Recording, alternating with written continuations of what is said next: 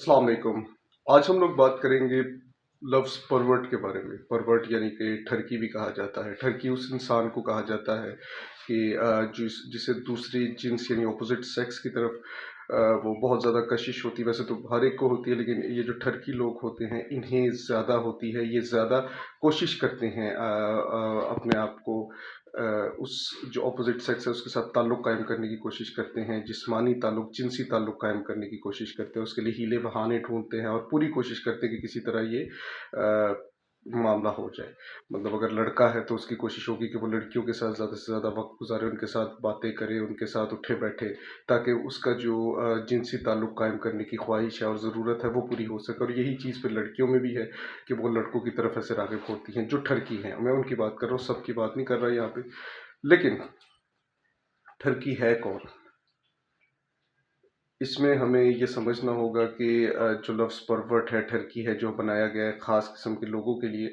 अगर आप इंसान की फ़ितरत को देखते हैं तो हर इंसान में ही दूसरी जिन्स के लिए कशिश है। यानी लड़का है तो उसमें लड़की के लिए कशिश होगी, लड़की है तो उसमें लड़के के लिए कशिश होगी। ये तो एक आम सी बात है। कोई इज़हार ना करे तो वो एक अलग बात है।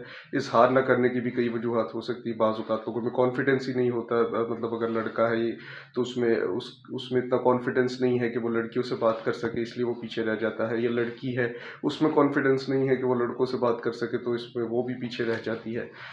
तो और भी बहुत सारी वजूहात इसकी हो सकती हैं।